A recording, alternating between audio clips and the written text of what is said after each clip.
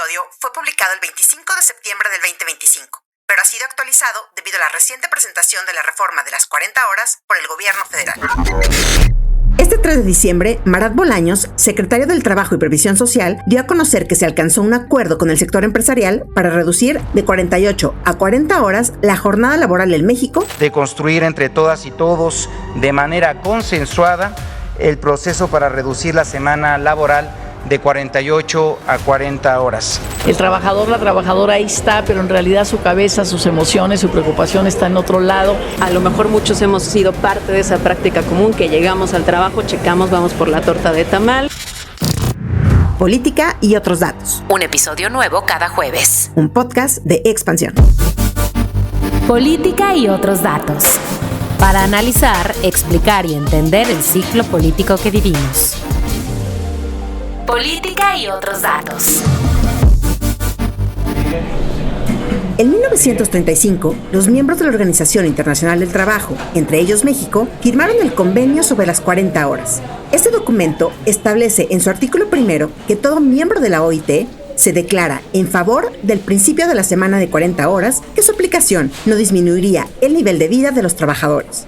Pero a 90 años de este compromiso, parece que por fin se dan pasos firmes para su aprobación y su paulatina aplicación para el 2030. México firmó el convenio de la OIT sobre la jornada de 40 horas. O sea, lo firmamos, no lo ratificamos, pero son 90 años. O sea, me parece que tenemos un retraso para pensar de otra manera las condiciones laborales que efectivamente las empresas tienen que correr. Es Patricia Mercado, secretaria de la Comisión de Trabajo y Previsión Social de la Cámara de Diputados. O sea, les toca correr porque durante muchos años, los últimos 30 años, decía, el Estado se retiró, ¿no? El Estado se retiró del mercado laboral y dijo, bueno, pues ustedes se ponen de acuerdo, no va a haber riqueza, se va a derramar esa riqueza en jornada, en condiciones y tal.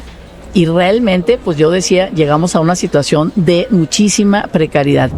A pesar de la precariedad de la que habla la diputada, en México tuvo que pasar casi un siglo para que el tema estuviera en la agenda presidencial. Y desde el primer día como presidenta de México, Claudia Sheinbaum dejó claro que la reducción de la jornada laboral a 40 horas semanales sería una prioridad en su gobierno. Estoy segura que lo vamos a lograr. En acuerdo con las y los empleadores, iremos alcanzando paulatinamente en el sexenio la semana de 40 horas. El 1 de mayo, en la conmemoración del Día del Trabajo, Sheinbaum anunció mesas de discusión para alcanzar consensos entre trabajadores, empresarios y sindicatos para hacer posible esta reducción de la jornada. Este 3 de diciembre, Marat Bolaños, secretario del Trabajo y Previsión Social, dio a conocer que se alcanzó un acuerdo con el sector empresarial para reducir de 48 a 40 horas la jornada laboral en México, cambio que se implementará de manera gradual y a partir del 2027. El reducir la semana laboral trae beneficios no solo para las y los trabajadores, sino también para las unidades económicas y para la economía en general. ¿Y cuál ha sido la respuesta de cada sector? Desde los gobiernos estatales, las respuestas han sido variadas. En la Ciudad de México, la jefa de gobierno, Clara Brugada, considera que reducir la jornada laboral sería un hecho histórico. Reducir la jornada laboral puede ser una de las reformas más transformadoras de nuestra era. Es uno de los temas más importantes y de mayor trascendencia. Y además tenemos ejemplos internacionales claros, en donde con esta cantidad de horas de trabajo a la semana, con estas reformas en otros países, se mejora la productividad por hora trabajada y a esto hay que apostarle. Desde la iniciativa privada se reconoce que esta reforma tendrá cambios positivos, pero también implicará varios retos. Por ello, el expresidente del Consejo Coordinador Empresarial, Francisco Cervantes, en su momento remarcó que la implementación debería ser diferenciada de acuerdo a cada sector. Recomendación que quedó plasmada en la propuesta presidencial. Proponemos que la aplicación de la reforma sea diferenciada por un sector, función, tamaño de empresa, región y entidad federativa. Ello permitirá, con un sentido de equidad, reducir impactos conforme a la naturaleza específica de los sectores y sus distintos retos, tales como el del transporte o distribución. Esto lo quiero subrayar. Esto es lo que lleva a la proveeduría y esto tendríamos que ponerlo en un tratado, en un acuerdo lateral, en lo que incluso se enfrentan situaciones de déficit de personal. Desde la otra cara de la moneda, la Confederación de Trabajadores de México, la CTM, exige que si la reducción de la jornada laboral se hace de forma gradual, que el plazo máximo sea de 2 años y no de 5, como se ha propuesto desde la presidencia. Compartimos que en este diálogo podríamos pensar en que la aplicación gradual a 40 horas, si bien es cierto, estamos pensando como está la propuesta hasta el 2030, sería muy buena noticia para los trabajadores de México que esta aplicación gradual tuviera un plazo de 2 años. Cada sector debe tener tiempo para adaptarse sin afectar la productividad ni los empleos. ¿Cómo fue que llegamos aquí? ¿Qué pasos siguen en su aprobación? Y lo más importante, ¿cuándo podríamos ver los resultados de su implementación? Soy Mariel Ibarra, es jueves 11 de diciembre del 2025 y de esto vamos a platicar en Política y otros datos.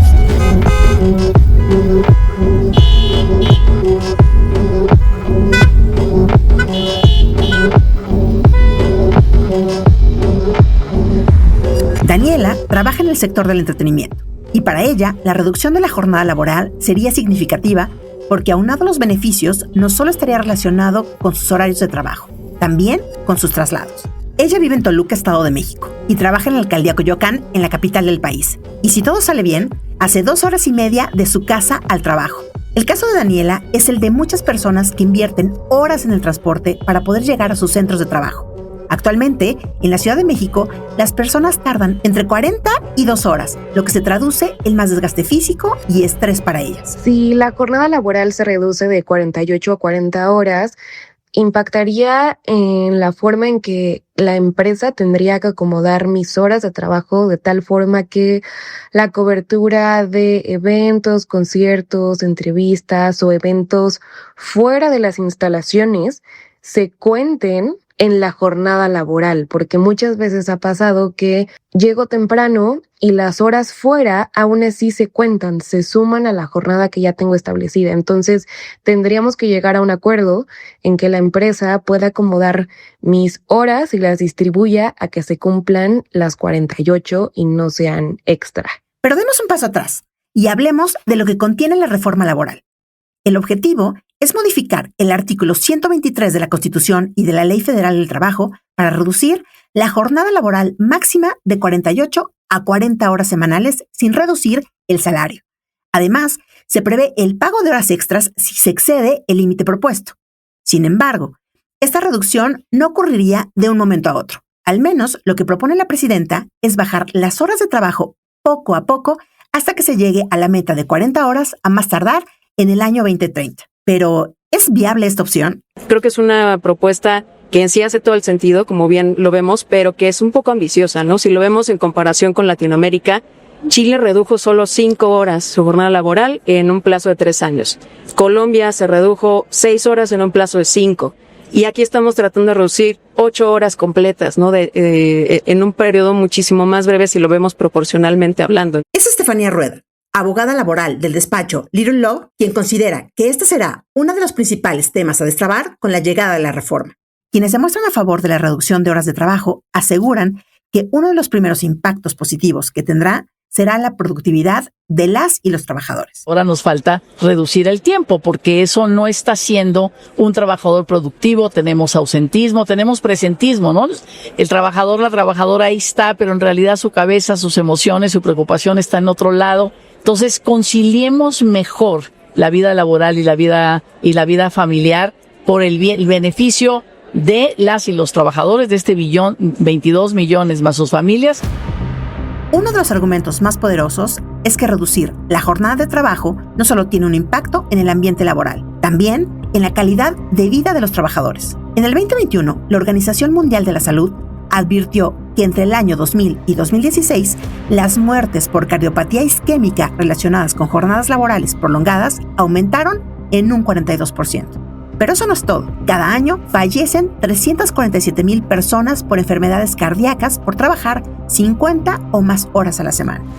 Para Lourdes Medina Ortega, presidenta de la Cámara Nacional de la Industria de la Transformación, la Canacintra, más allá del descanso, la reducción de la jornada laboral también ayuda a mejorar la economía interna. Y el impacto puede ser no solamente por un tema económico, sino también un tema de salud mental y salud emocional, pero también de buscar. Y lo interesante, ese esparcimiento, ese tiempo adicional con la cual van a tener los colaboradores, también va a detonar economía, ¿no? O sea, porque obviamente vas a tener, y también vas a detonar economía interna, que esa es la parte bonita, que tú dices, mira, entre el esparcimiento, entre una serie de condiciones que finalmente nos va a permitir redondear, como que verlo desde una perspectiva diferente. Además, considera que es una alternativa para atraer el talento joven a las empresas que les interesa conseguir un empleo, pero con mejores condiciones. Cuando dices, bueno, ellos están dispuestos a tener unas condiciones totalmente diferentes en cuanto a tiempos, porque además manejaste el tema de tiempos. Tienes toda la razón. O sea, realmente estamos entrando a un tema en donde no necesariamente las generaciones están dispuestas a trabajar ni siquiera las 40 horas, ¿no? Porque ya su visión es totalmente diferente, pero también sus intereses son totalmente diferentes. Entonces, sí creo que hay muchas cosas en las cuales tenemos que empezar a entender a las generaciones, pero también tenemos que entender, obviamente, que lo más importante al final del día es seguir manteniendo una planta productiva que finalmente nos va a dar esa oportunidad, ¿no? Sobre este tema, un estudio del Tecnológico de Monterrey del año pasado dio a conocer que la generación Z, las personas nacidas entre el 2000 y el 2010, es más propensa a rechazar o renunciar a su trabajo si no existe un equilibrio entre su horario laboral y su vida personal. Además, las 3 prioridades principales de este grupo de la población al buscar un empleo son el cuidado de la salud mental, el salario y un horario laboral equilibrado. Esto quiere decir que si el sector laboral en México ofrece mejores condiciones laborales y una jornada de trabajo inferior a la actual, 22 millones de jóvenes entre 15 y 24 años, que representan el 17% de la población total, se estarían incorporando a la fuerza laboral del país con mayor facilidad. La legisladora Patricia Mercado coincide en este punto y considera que ya la pandemia fue un punto de quiebre para privilegiar el bienestar físico por encima de lo económico. Y la pandemia como que aceleró este proceso de una conciencia. Estoy más consciente de que me interesa mi salud, de que me interesa mi salud mental, ¿no? Es decir, y entonces, pues, la vida puede cambiar de un momento para otro y no quiero estar en una situación donde mi vida la dejé a un lado por el trabajo, ¿no? Y antes solamente a las mujeres nos importaba el tiempo y ahora les importa también a los hombres. O sea, todos estamos en esa cuestión. Daniela es una partidaria del trabajo en casa y considera que con la nueva reforma también se debe buscar la vigilancia desde la Secretaría del Trabajo a los horarios de home office y que su implementación se lleve a cabo en las empresas para que la carga laboral no sea mayor y las horas extras sean contabilizadas y pagadas. Principalmente tiene que quedar establecido un horario laboral para que no se malentienda que trabajar desde casa es igual a estar disponible a cualquier hora del día. La empresa también debería de facilitarnos con todo el equipo necesario, como una computadora, silla o pago de servicios como Wi-Fi, entre otros. Y todo esto debería quedar escrito, ya sea en el contrato o en un acuerdo que tengas con tus jefes y directivos de la empresa para que ambas partes acuerden lo mismo y así poder ejecutar bien el home office y el trabajo presencial. Estefanía Rueda nos recuerda que esta iniciativa también es resultado de las presiones anteriores de Estados Unidos y Canadá para mejorar las condiciones laborales de nuestro país. Cuando se renegoció el TEMEC, ¿no?, que antes era el NAFTA, justamente parte de los acuerdos que nos llevaron a tener un capítulo laboral que no se tenía en la historia de México en un tratado comercial, justamente fue como el compromiso de México de mejorar las condiciones laborales de sus trabajadores para tener un mercado de mano de obra equiparable al de Estados Unidos y Canadá, que sabemos que estamos distantes, bastante distantes de eso, pero esto es parte de las medidas que justamente Estados Unidos, Canadá, la OIT y muchos otros países han estado haciendo presión durante años, ¿no?, al país y que nos hemos hecho de oídos sordos. En los últimos años hemos escuchado cómo poco a poco este cambio ha llegado a diferentes partes del mundo. En los países que integran la Unión Europea, el promedio de la jornada laboral es de 36 horas semanales. Grecia, Bulgaria y Polonia son los países que más trabajan con 39 horas aproximadamente. Sin embargo, en América Latina y el Caribe, el panorama es otro. De los 3 países de la región, solo Chile, Ecuador y Puerto Rico han formalizado una jornada de 40 horas máxima a la semana. ¿Y qué efecto se ha observado hasta ahora? En el caso de Chile, el más reciente en adoptar la jornada reducida, la Subsecretaría del Trabajo realizó un estudio a un año de la entrada en vigor de la medida y concluyó que la reducción a las 40 horas mejoró el bienestar de las y los trabajadores y que la productividad se mantuvo estable y que incluso aumentó.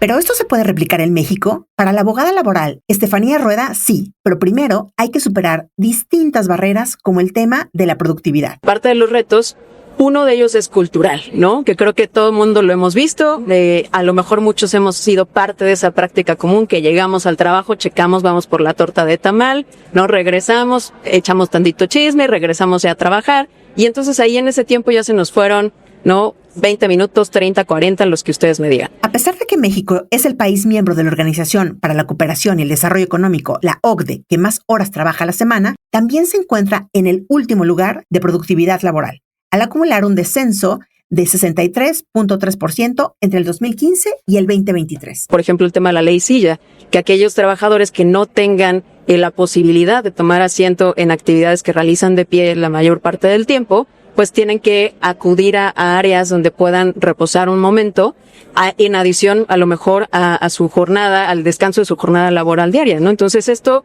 ya nos implica un mayor tiempo que nos va a estar quitando ahí de productividad si lo queremos ver así. Lourdes Medina Ortega, presidenta de la Canacintra, coincide con Estefanía y señala que existe un problema de formación con algunos trabajadores. Pero también es muy importante que en ese sentido le apostemos al tema de productividad. O sea, hagamos productiva a toda la gente que colabora con nosotros. Es un tema de formación, pero es un tema de fondo importante. Si nosotros logramos hacer que estas horas que tú estás quitando, que vas a dejar de tener de manera efectiva, ¿no?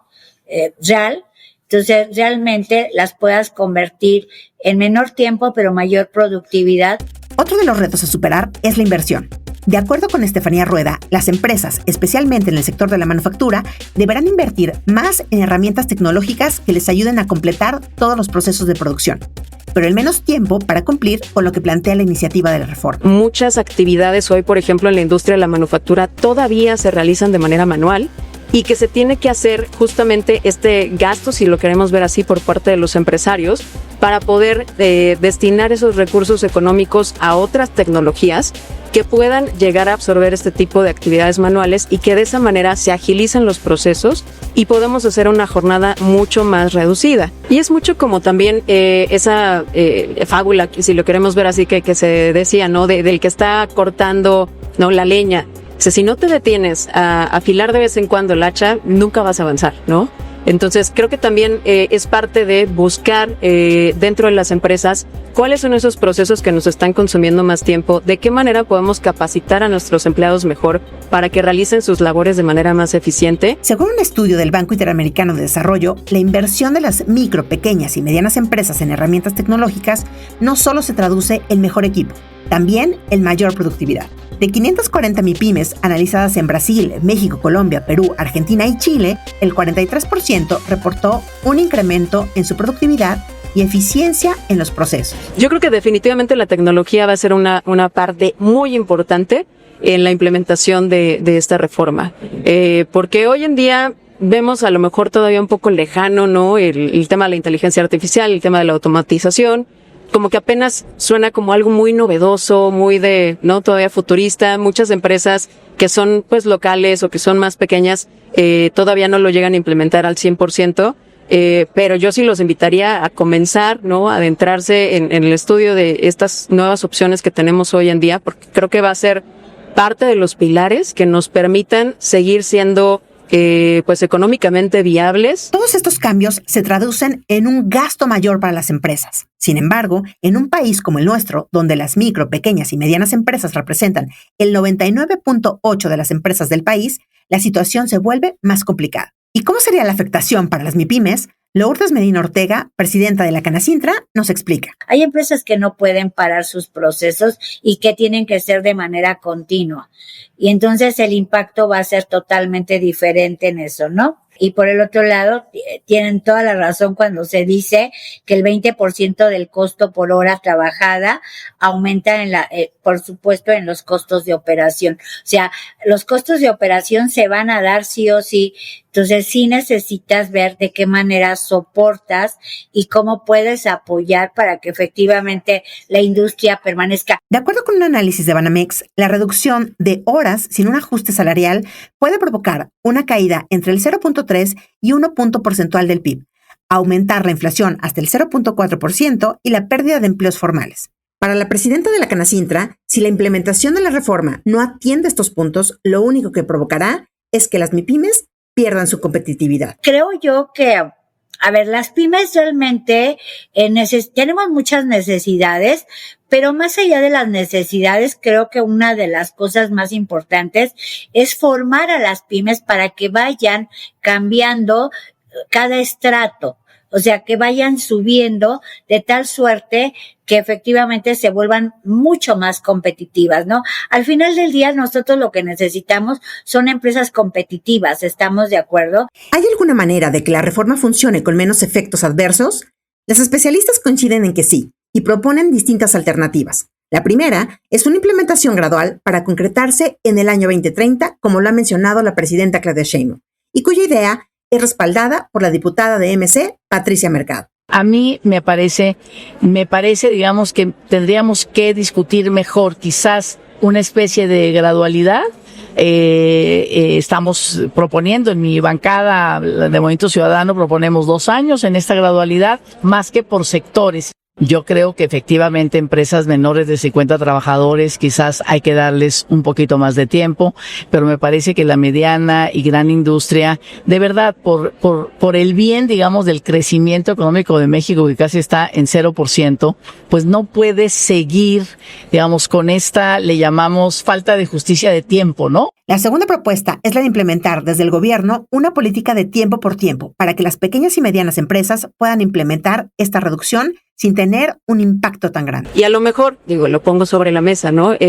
Quizá tener una política pública o una parte de la reforma que también contemple el tema del tiempo por tiempo, ¿no? Que hoy en día, aunque es una práctica muy común en las empresas de decir, si laboras horas extras, te voy a dar un descanso adicional en la semana, quizá ya integrarlo dentro de la ley para que realmente sea una práctica legal y no solamente algo que nos inventamos, y que de esa manera tengamos cierta flexibilidad, obviamente considerando ciertas restricciones para que no caiga en una figura que se pueda abusar de ella. Otra propuesta desde la iniciativa privada es una serie de apoyos fiscales para solventar el impacto económico que le representaría esta reforma. Nosotros creemos que de manera importante debemos de tener incentivos concretos, ¿no? Para las empresas y, por ejemplo, la reducción en las cuotas obrero-patronales que tenemos del Seguro Social, del Infonavit.